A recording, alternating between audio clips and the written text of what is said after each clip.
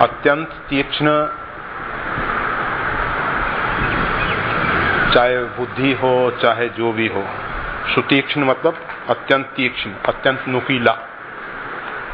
तो यहाँ उसका कोई संयोग नहीं समझ में आता है। सुतीक्ष्णा नहीं होके सुतेष्णा होना चाहिए, लोकेष्णा और वितेष्णा। संसार में जो भी कार्य हो रहे हैं उसमें सुतेष्णा अर्थात काम की इच्छा, प्रजा उत्पत्ति की इच्छा, संतति की इच्छा, संतति के विस्तार की इच्छा। संसार में ये जो काम है इसका प्रभाव बहुत अधिक विस्तृत रूप में देखा जाता है। इससे बचने वाले केवल जे राखे रघुवीर ते उबरे ते काल महु। काम से जो बच जाए, कांचहि कंचन समगने नारी काष्ठ पखान, तुलसी भूल गयौ रस एहा, तेजन प्रगट राम की देहा। गोस्वामी तुलसीदास जी बैराग संदीपनी में कहते हैं, कंचन कांचहि समगने कामिन काष्ठ पखान। जो स्वर्ण और मिट्टी को, स्वर्ण और कांच को एक समान देख रहा है, उसके अंदर भेद दृष्टि नहीं है, अर्थात स्वर्णत्व के प्रति उसका कोई आकर्षण नहीं है, धन के प्रति उसका कोई आकर्षण नहीं है। और इसी प्रकार से पुरुष जो है नारी को, नारी जो है पुरुष को किसी भी प्रकार से कामेष्णा से नहीं देखती है। जिसके अंदर से इस प्रकार की आकर्षण समाप्त हो गए हैं उसके अंदर कोई रस नहीं रहा है। तेजन प्रगट राम की देहा, वो भगवान श्री राम का ही स्वरूप हो जाते हैं। ऊंची स्थिति है ये काम जो है। वैसे गीता में भगवान श्री कृष्ण कहते हैं प्रजा उत्पत्ति के लिए काम मेरा ही स्वरूप है। छांदोग्य उपनिषद में, बृहद आरण्यक उपनिषद में संतान की उत्पत्ति को वाजपेयी यज्ञ जैसा पवित्र कार्य माना गया है। प्रजा की उत्पत्ति के लिए जो काम है वो पवित्र कार्य है, परंतु केवल कामेष्णा से पीड़ित होके परमात्मा ने जो हमको काम ऊर्जा दी उसका दो उपयोग हो सकता है। वो सृजनात्मक ऊर्जा है। उस सृजनात्मक ऊर्जा को हम अपने अंदर ऊर्ध्व गति को प्रदान करके, अर्थात मणिपूरक चक्र से ऊपर उसको ले जाकर शिव और शक्ति का, ब्रह्म और शक्ति का, पुरुष और प्रकृति का संयोग करके पूर्णत्व की प्राप्ति कर सकते हैं। जीव जो है अधकचरा है, अधूरा है, इसलिए इसके अंदर अपेक्षाएं हैं, आकांक्षाएं हैं, कामनाएं हैं। अगर ये अपने अंदर परिपूर्ण होगा, पूर्ण काम होगा, आप्त काम होगा, तो इसके अंदर फिर सभी प्रकार की इच्छाएं समाप्त हो जाएंगी। हम अपने आप में परिपूर्ण नहीं हैं, इस कारण से हमारे अंदर नाना प्रकार की इच्छाएं जन्म लेती हैं और इच्छाओं की पूर्ति के लिए हम लगे रहते हैं। और इच्छाओं की पूर्ति करते करते एक इच्छा की पूर्ति 10 नवीन इच्छाओं को जन्म देती है और 10 की पूर्ति करेंगे 100 इच्छाएं उत्तरोत्तर बढ़ती चली जाएंगी। अगर किसी कारणवश इच्छा की पूर्ति नहीं होती है तो हमको क्रोध पैदा होता है। काम एश क्रोध एश, काम ही क्रोध बन जाता है और काम ही लोभ बन जाता है। ये काम जो है ये रजोगुण से उत्पन्न हुआ जो काम है, ये इंसान को पापों में प्रवृत्त करता है। अर्थात जो हमको नहीं करना चाहिए वो हम करते हैं, जो हमको नहीं सोचना चाहिए वो हम सोचते हैं। जैसा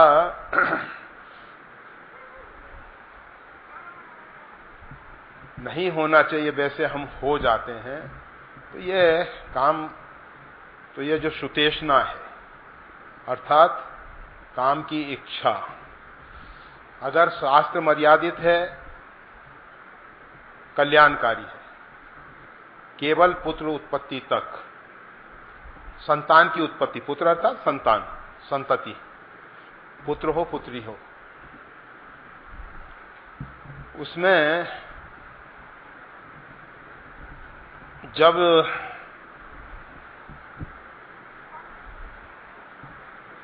जो व्यक्ति इस कामेष्णा से उत्पीड़ित हुआ, दिन रात उसी प्रकार का चिंतन करते हुए उसके प्रति मार्ग खोजता रहता है अथवा अपने आप को भटकाता रहता है, संसार के सब कार्य छूट जाते हैं, केवल एक ही दिशा में उसका दिन रात चिंतन होता है। चाहे माला लेके बैठे, चाहे गीता रामायण का स्वाध्याय करे, सत्संग करे, परंतु चित्तवृत्ति जो है उधर ही भटकती रहती। तो ये जो कामेष्णा है, जब ये उच्छृंखल रूप ले लेती है, अमर्यादित हो जाती है, तो विनाशकारी होती है। बुद्धि खत्म हो जाती है, स्मृति भंग हो जाती है और जीव जो है अपने आत्म कल्याण के मार्ग से भटक जाता है। लोकेष्णा अर्थात लोक में मान प्रतिष्ठा की इच्छा, अपेक्षा, ये जो मान सम्मान की इच्छा है, कंचन का त्याग, लोभ का त्याग, धन वैभव का त्याग, कामनी का त्याग, सुतेष्णा का त्याग, सरल है, बहुत सरल है। परंतु वैसे तो साधारण व्यक्तियों के लिए तो बहुत कठिन है, फिर भी देखा जाता है बहुत से महापुरुष ऐसे हैं जो कंचन और कामनी का त्याग करके परमार्थ पथ में आगे बढ़ रहे हैं। परंतु उनके जीवन में भी ये जो मान सम्मान की इच्छा है, हम कुछ हैं, अपना कुछ प्रभुत्व, अपना वर्चस्व, अपनी श्रेष्ठता हम दिखाना चाहते, हम अपने अंदर किसी प्रकार की न्यूनता को छिपाना चाहते, अपनी न्यूनता को दंभ के द्वारा नकली मुखौटा लगा के, नकली चेहरा लगा के हम अपने आप को सही बताने की कोशिश करते। तो ये जो लोकेष्णा है, ये दंभ को जन्म देती है और परमात्मा के दरबार में अत्यंत दुराचारी, अत्यंत पापाचारी भी प्रवेश पा लेता है। परमात्मा कहते हैं अत्यंत जो पापी है वो भी अगर मेरी शरण में आ जाता है तो वो साधु ही मानने योग्य है। क्योंकि बहुत से लोग कहते हैं कि 100 चूहे खा के बिल्ली हज को चली। परमात्मा ये नहीं देखते कि इसने 100 चूहे खाए, परमात्मा केवल इतना देखते हैं कि ये बिल्ली जो है हज को जा रही है, अर्थात पवित्र यात्रा की तरफ बढ़ रही। परमात्मा देखते हैं कि इसने, जैसे एक बच्चा कीचड़ में खेल रहा है, खेलते खेलते थक गया, परेशान हो गया, उसने सोचा चलो मां के पास चलते, मां के पास पहुंच जाता है। अगर वो मां के पास आ गया, कीचड़ छूट गई, मां ने सबसे पहला कार्य यही करना है कि उसको स्नान करा के साफ सुथरा बना देती है, उसके अंदर की सब गंदगी साफ कर देती है। इसी प्रकार से आदिशक्ति जगदम्बा परमात्मा की शरण में जब कोई आता है तो परमात्मा उसको करऊं सद्यते ही साधु समाना, शीघ्र उसके विकारों को दूर करते हैं। परंतु परमात्मा की शरणागति हो, शरणागति कहना तो बहुत सरल होता है। इसके साथ एक दूसरा शरणागति पंचक का भी एक खर्रा आया है, उस पे भी थोड़ा देखेंगे, पर अभी तो परमात्मा की शरणागति बहुत कठिन है, बहुत कठिन है।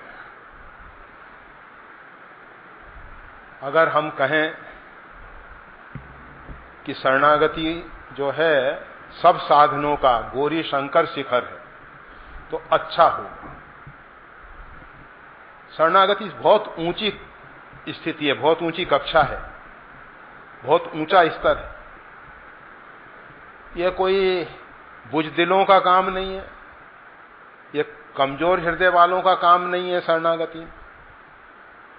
वैसे तो लगता है कि जो व्यक्ति सब जगह से हार गया वो शरणागति स्वीकार करता है, परंतु सब जगह से हम नहीं हार पाते। हमारे मन में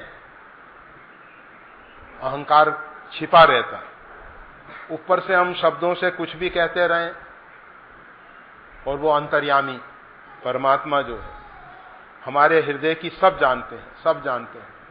हम दूसरों के साथ कितना ही छल कपट करते रहें, कितना ही दंभ करते रहें, परंतु परमात्मा हमारे अत्यंत निकट हैं। हृदय रूपी गुहा में परमात्मा और जीवात्मा एक साथ विराजमान है।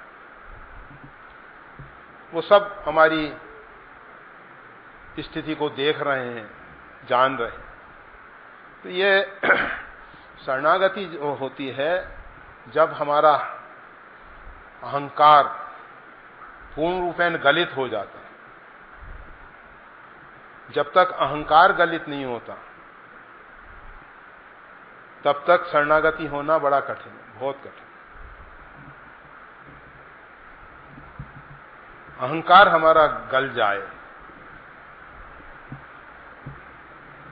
हनुमान जी जैसी स्थिति पैदा हो जाए, तापर में रघुवीर द्वाही जाने नहीं कछ भजन उपाय। जो सतत निरंतर भगवान में डूबे हुए हैं, जिनके रोम रोम से भगवत नाम ध्वनि प्रकट हो रही है, जिन्होंने परमात्मा की सेवा में ऊंचा स्थान पाया, भगवान ने स्वयं उनको कहा सुन सुत कोई उरिन में नहीं। ऐसी सेवा की कि भगवान उनके ऋणी बन गए। पर अहम बिल्कुल नहीं, अहंकार बिल्कुल नहीं। हम सब थोड़ी सी सेवा कर लेते हैं, अहंकार हमारे सिर पे चढ़ जाता है। हम सोचते हैं हम बहुत श्रेष्ठ हैं।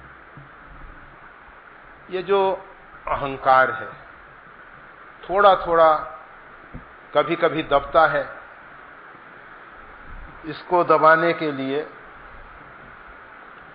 बस एक ही उपाय नजर आता है।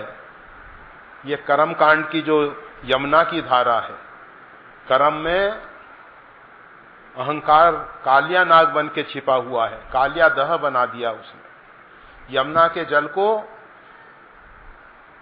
अपवित्र कर दिया। इतना अपवित्र किया कि उसके ऊपर से उड़ने वाले पशु पक्षी भी उसकी हवा लगने से विष के प्रभाव से नीचे गिर जाते, और उसका पान करने वाले वो तो तत्काल बर्बाद हो जाते, नष्ट हो जाते। तो कर्म कांड में जो अहंकार रूपी कालिया नाग, जिसके हजारों सिर हैं, हजारों सिर हैं, असंख्य सिर वाला ये जो अहंकार की चित्त की वृत्तियां हैं, असंख्य हैं,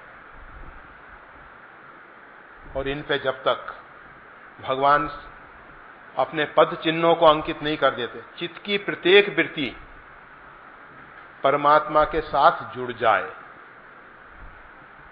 अगर हमारे अंदर कामेशना है, लोकेशना है, वितेशना है, परंतु वो परमात्मा के साथ जुड़ी हो तो वो कल्याणकारी हो। परमात्मा के साथ चित्त की जो वृत्ति जुड़ जाएगी वो कल्याणकारी हो जाएगी। परंतु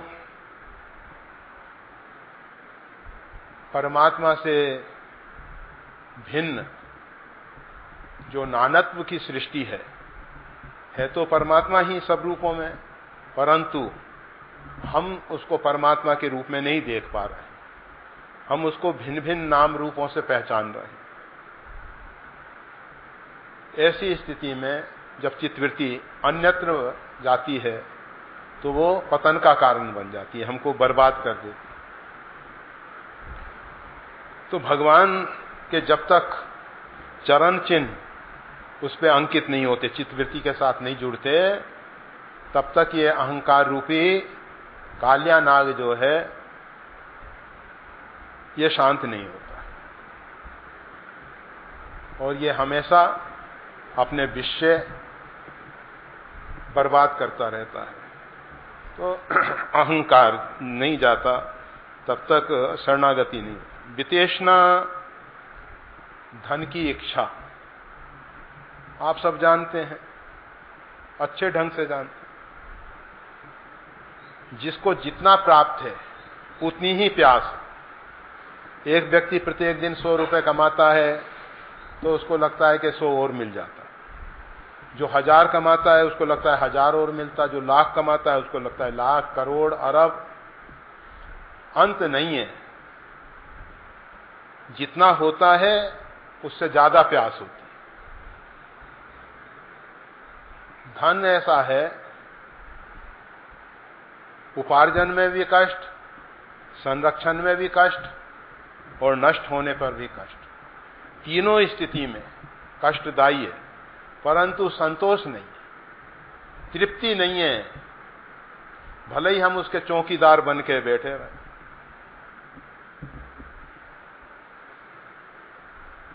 कोहिनूर हीरा ने कितने लोगों को बर्बाद किया, किसी के कोई काम आया नहीं, परंतु लोगों का आकर्षण उसके प्रति, ये हीरे, पत्थर, सोना, ये सब किस काम आने वाले।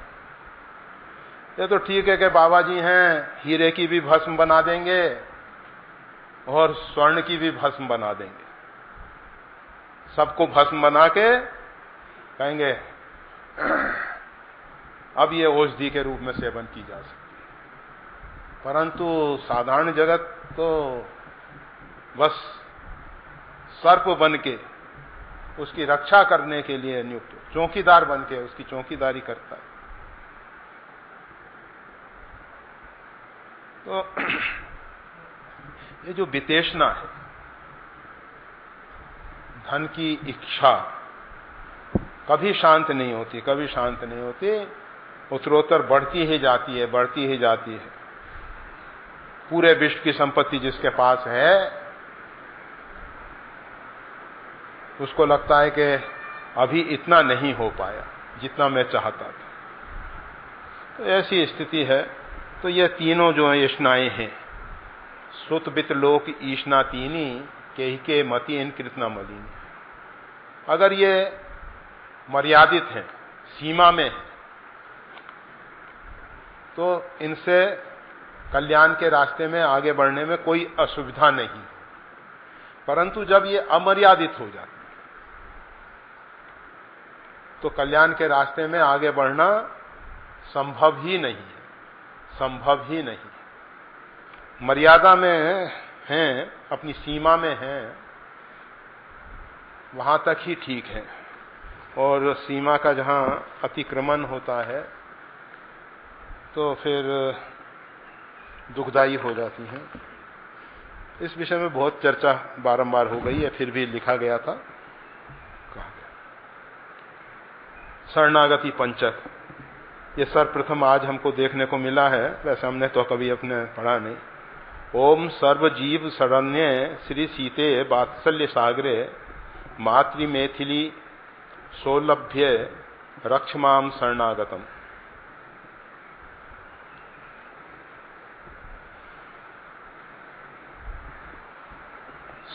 सब जीवों को शरण देने लायक, अर्थात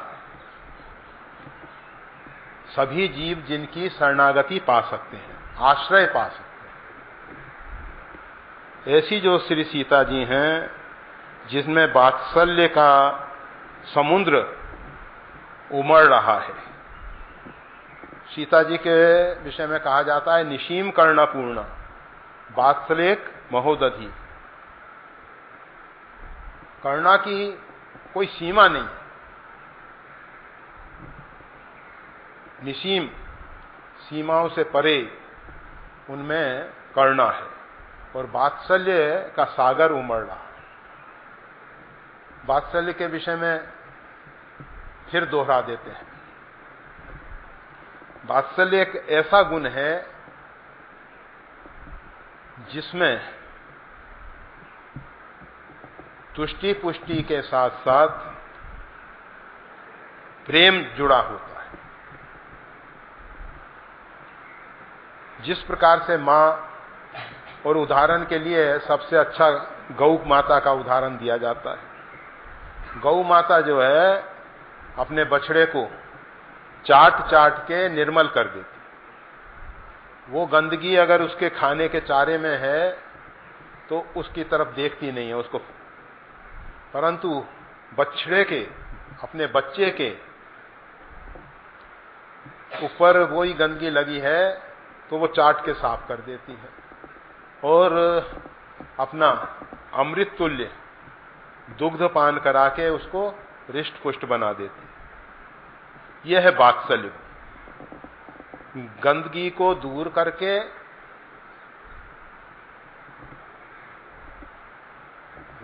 तुष्टि पुष्टि प्रदान करना। अब भगवती सीता जी हमारी कौन सी गंदगी को दूर करती हैं?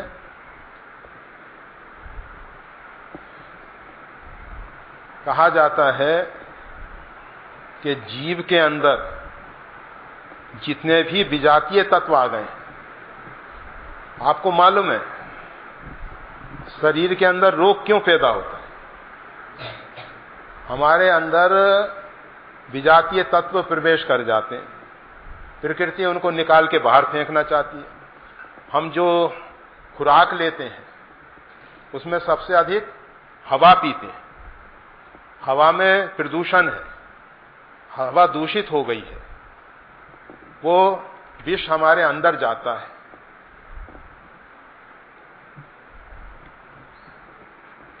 प्रकृति उसको बाहर निकालने की चेष्टा करती रहती है। और भी हम जो पहले नंबर पे हवा पीते हैं, दूसरे नंबर पे जल पीते हैं। सबसे अधिक खुराक में हम हवा पीते हैं, दूसरे नंबर पे हम जल पीते हैं, तीसरे नंबर पे और जो अन्य खुराकें हैं, सॉलिड आहार इत्यादि जो भी आप कहो, वो सब हम लिया करते हैं।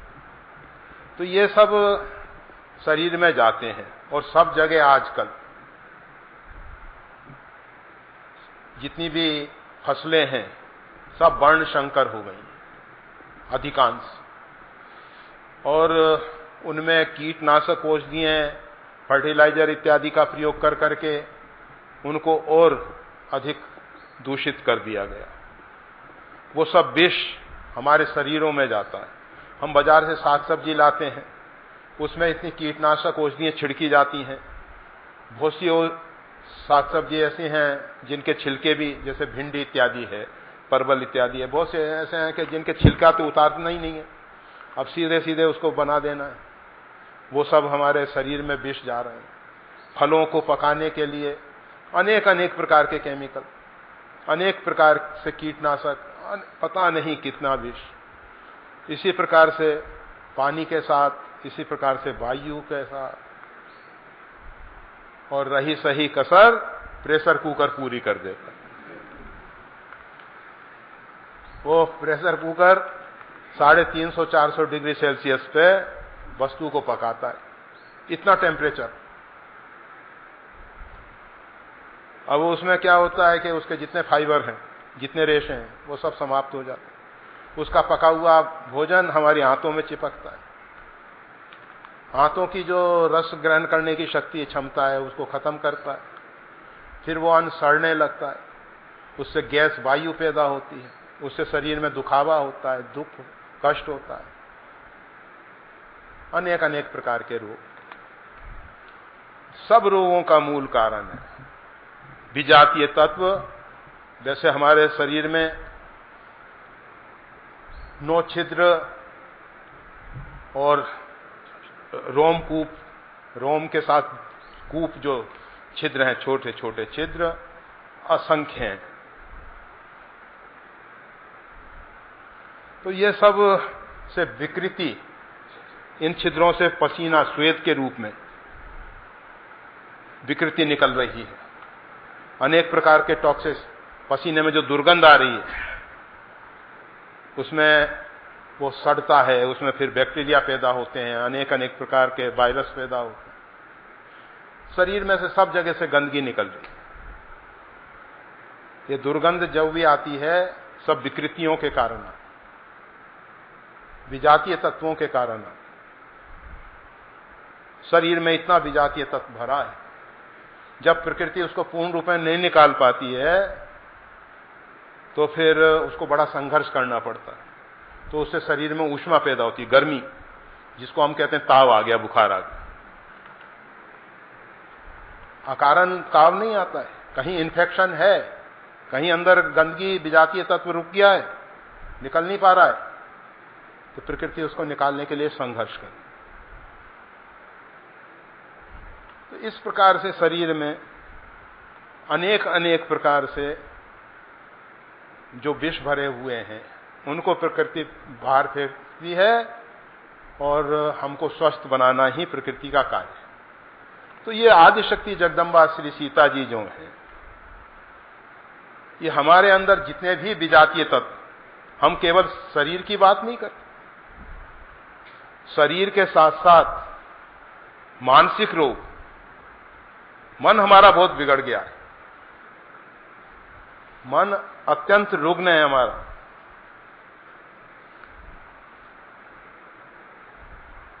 उसमें भी वही कारण है, सब विजातीय तत्व मन में भरे हुए हैं।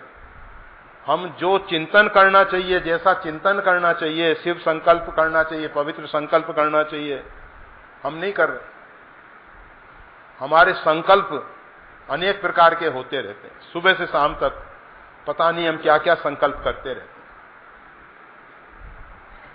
और आपको मालूम होगा कि ये सब संकल्प सृष्टि का विस्तार करने वाले। जैसा जैसा आज संकल्प है, कल वो क्रिया रूप में घटित होने वाला है। भले ही आज ना हो, समय का अंतराल कितना ही बड़ा हो जाए, या असंख्य अनंत सृष्टियों का जो विस्तार हो रहा है, इनका अंत नहीं पाया जाता। उसमें हम सब भागीदार हैं, हम सब सृष्टि के विस्तार में लगे हुए।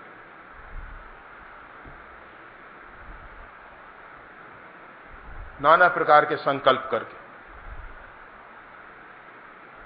तो हम बता रहे थे कि हमारे अंदर जो विजातीय तत्व, विजातीय विचार, विजातीय संकल्प, होना तो ये चाहिए था कि परमात्मा के संकल्प में अपना संकल्प मिला देते, परमात्मा की इच्छा में अपनी इच्छा मिला देते।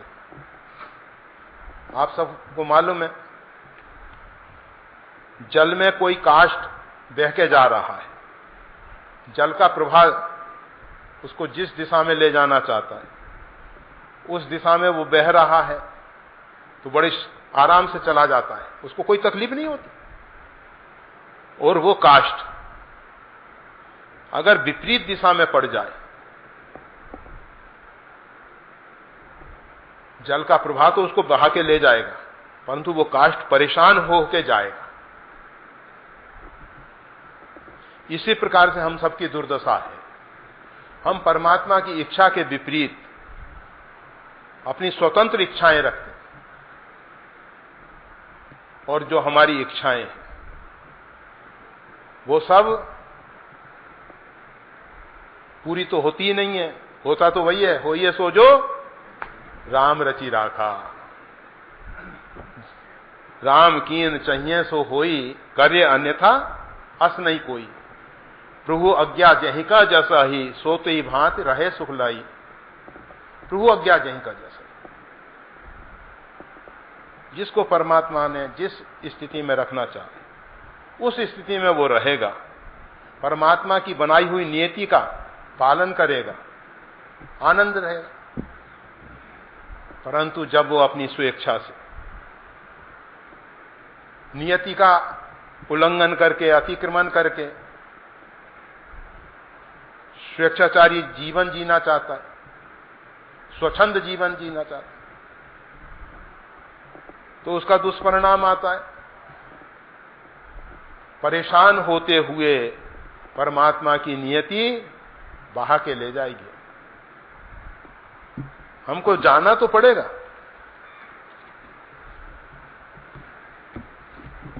या तो हम राजपथ पे चले जाएं, कोई सिंहासन चढ़ चले, कोई बंधे जंजीर, जंजीरों में जकड़े हुए जबरदस्ती जा रहे हैं, हम बचने की कोशिश कर रहे हैं। आप देखेंगे बच्चे गिरते हैं, कम चोट लगती है, बड़े गिरते हैं, भयंकर दुर्घटना होती है। क्यों? बच्चा जो है बचने की कोशिश नहीं करता, अपने आप जैसा है, कम चोट लगती है। और जो बचने की कोशिश करता है, उसमें व्यवधान पैदा करता है, उसको ज्यादा परेशानी पैदा होती है।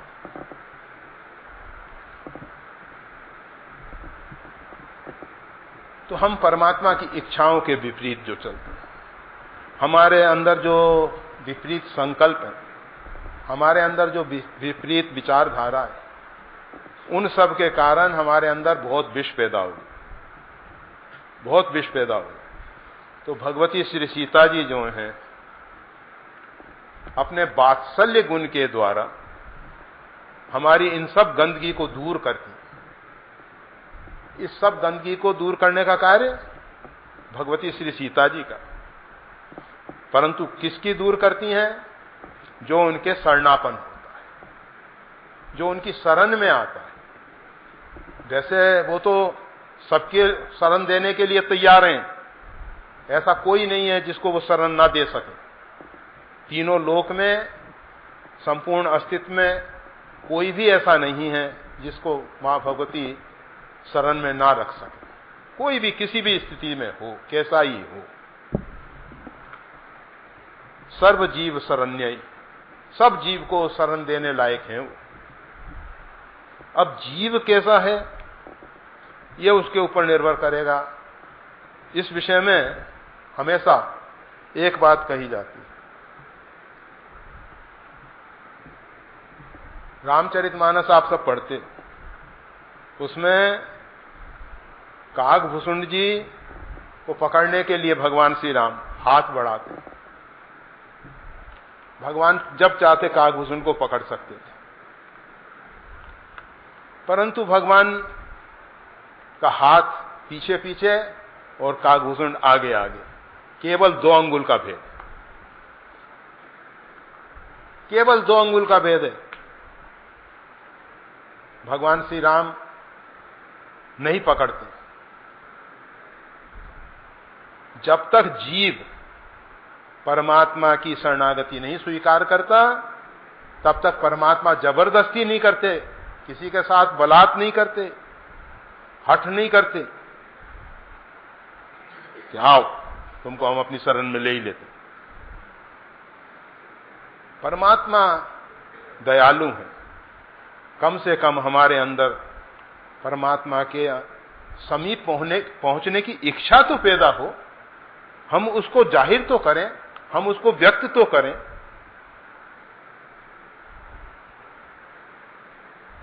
हम इस कांच में से, इस विंडो में से, इस खिड़की में से बाहर निकलने की कोशिश करें, नहीं निकल पाए,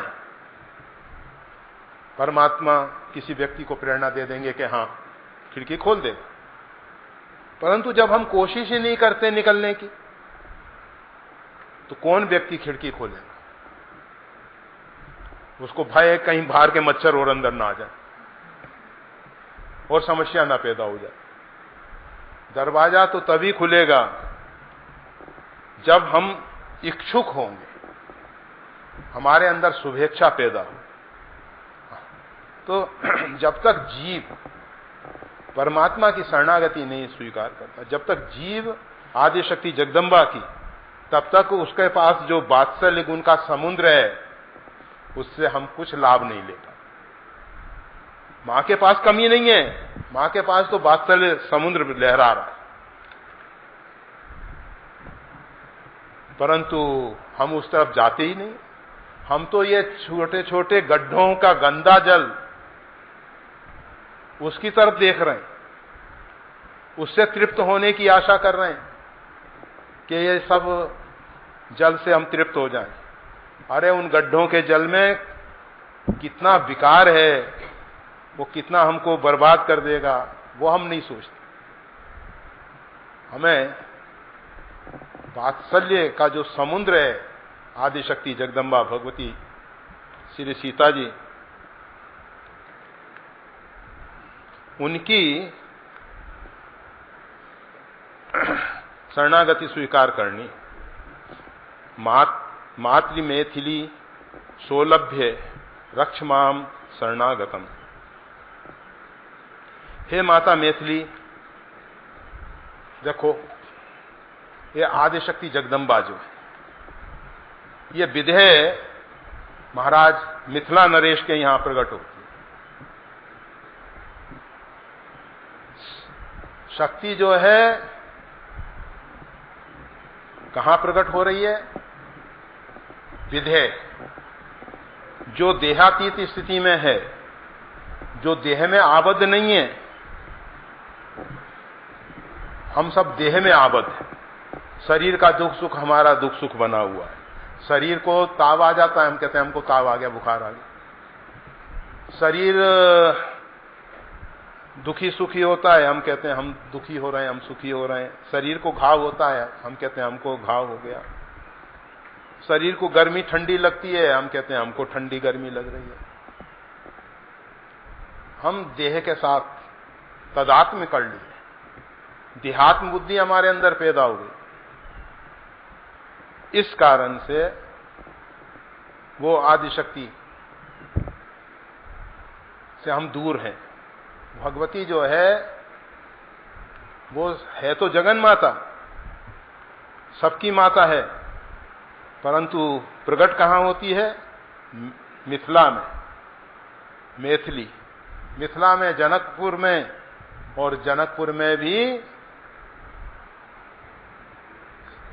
सीता कुंड है, वहां भगवती का प्राकट्य कहा जाता है। सीतामढ़ी में वैसे एक दूसरा स्थान वास्तविक बताया जाता है, ये बाद में बनाया हुआ कहा जाता है।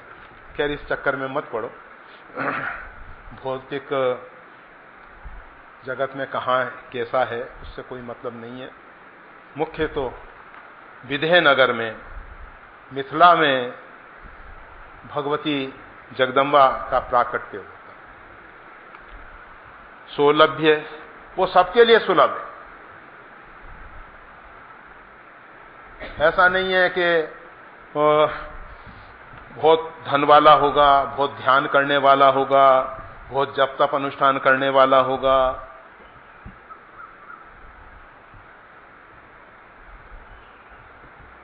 जिस जयंत ने भगवती सीता जी के ऊपर चरण और चोंच का प्रहार किया, नखेश तुंडेन चाशा कृतम, नख और तुंड अर्थात चोंच, चांच, चोंच के प्रहार किया भगवती के। वाल्मीकि रामायण में आया है, सीता जी कहती हैं, हनुमान जी को बता रही हैं घटना, सुंदरकांड का है यह प्रसंग। घटना तो यह, जिस समय एक बार चुनी कुसुम सुहाए, निज कर भूषण राम बनाए, सीता ही पहिराए प्रभु सादर, अरण्य कांड की घटना है। परंतु भगवती सीता जी हनुमान जी को सुंदरकांड में सुनाती। रामचरितमानस में केवल उसका एक सूत्र दे दिया गया, तात शक्र सुत कथा सुनाए। परंतु वाल्मीकि रामायण में, अध्यात्म रामायण में ये सब प्रसंग विस्तार पूर्वक दिया गया। उसमें कहा गया है, वायसा सहसा आगम्य, एक कौआ वहां आया सहसा, अचानक, विद्यारा स्तनांतरे, और मेरे स्तन को विदीर्ण कर दिया।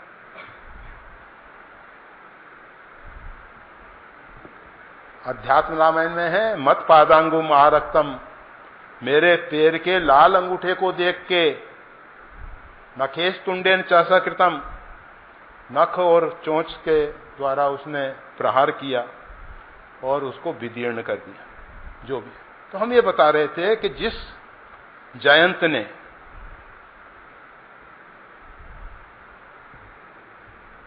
चांडाल कार्य किया, चांडाल कार्य, कौआ का रूप धारण करके चांडाल कार्य किया, कौआ चांडाल पक्षी कहलाता है, अपनी माता के स्तन में चोंच से घाव पैदा कर। अब सोचो, जगत जननी के इतना, ये दुष्टों का काम है, चांडालों का काम है।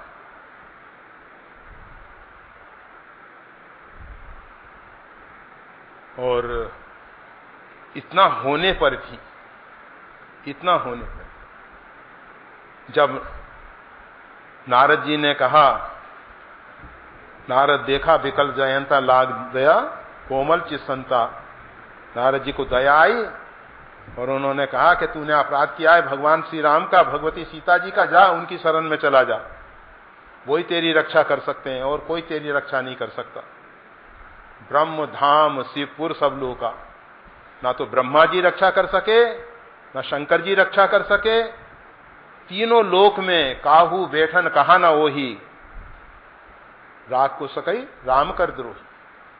राम जी का अपराध करके तीनों लोक में कौन उसको रख सकता है। सब जगह भटकने के बाद नारद जी ने उसको भेज दिया कि जा भगवान श्री राम की शरण में, और वो भगवान की शरण में आया, भगवान के चरणों में पड़ा, उल्टा पड़ गया, इतना व्याकुल हो गया था, इतना परेशान हो गया था, उल्टा पड़ गया। भगवती सीता जी जो हैं उसको सीता सन्मुख कर देती हैं, सीधा कर देती हैं और कहती हैं, भगवान ये आपका ही पुत्र है, जत्वी तेहि कर वध उचित, जबकि उसका वध उचित था, मृत्युदंड उसको मिलना चाहिए था, ऐसा जघन्य अपराध किया था उसने, परंतु भगवती श्री सीता जी की कृपा और करुणा से भगवान ने उसकी रक्षा की। एक नयन करता तजा भवानी, केवल उसका एक नेत्र ले लिया गया और समाज में कोई उसको अन्य भाव से ना देखे, इसलिए ऐसी व्यवस्था दे दी कि देखने में दोनों नेत्र बराबर सही दिखेंगे। कौए के दोनों नेत्र कभी ऐसे नहीं दिखेंगे आपको कि कोई एक नहीं है, परंतु काम देखने का एक तरफ करता है। जब देखने वाली स्थिति आती है तो इधर आ जाता है, कभी इधर चला जाता है। वो ख्याल करके देखना, कौए को पकड़ना नहीं। कौए का एक नेत्र है, वो काम कर रहा है, परंतु गोलक दोनों समान दिखाई देते हैं। तो ऐसे भगवान कृपालु हैं कि एक नयन से भी काम चल जाएगा। भगवान ने उसको समदर्शी बना दिया, कहा तेरी जो विषम दृष्टि है वो तेरी छीन ली जाती है। जैसे भगवान समदर्शी बनाया करते हैं, शुक्राचार्य जी को भी समदर्शी बना दिया कि तुम विषम दृष्टि छोड़ दो। उनका भी एक नयन सीताराम कर दिया, परंतु उनको ये इस प्रकार की व्यवस्था नहीं दी, शुक्राचार्य जी का एक। तो कहने का मतलब ये है, सौलभ्य, माता जी सबके लिए सुलभ है, सबके लिए सुलभ, कितना ही भयंकर अपराधी क्यों ना हो, माता जी उसके ऊपर रुष्ट नहीं होती। वो भूमि पुत्री हैं, भूमि का एक नाम है क्षमा, वो क्षमा की पुत्री हैं और क्षमा की मूर्ति हैं। साक्षात क्षमा जो है शरीर धारण करके सीता जी के रूप में आ गई है।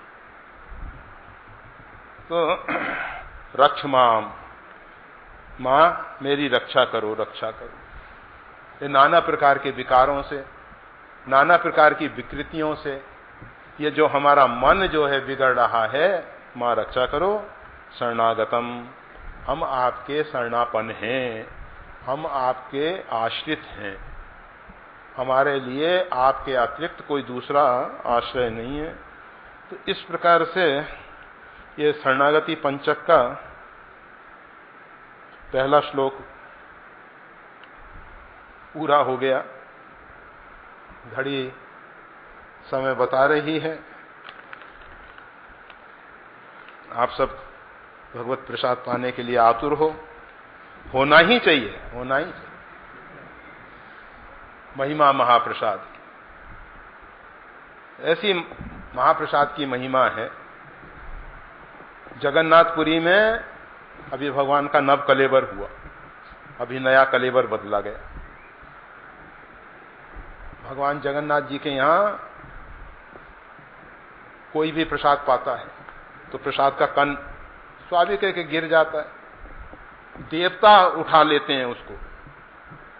प्रसाद इतना पवित्र है, ये नहीं सोचते कि अमुक व्यक्ति के खाने में से गिरा हुआ है, देवता उठा लेते हैं उसको, वो प्रसाद। वैसे जगन्नाथ जी का भोग जब तैयार होता है, उसमें किसी की दृष्टि ना पड़े, उस भोग को भगवान के समक्ष ले जाने तक अगर किसी की दृष्टि पड़ गई, फिर दोबारा से बनेगा, वो नहीं चलेगा, दृष्टि नहीं पड़नी चाहिए। बड़ा पवित्रता पूर्वक, विचार पूर्वक बनाया जाए। और जब प्रसाद हो गया तो कोई भी उसको स्पर्श करता रहे। इतना पवित्र है प्रसाद कि उसमें छूने से किसी का दोष नहीं लगता।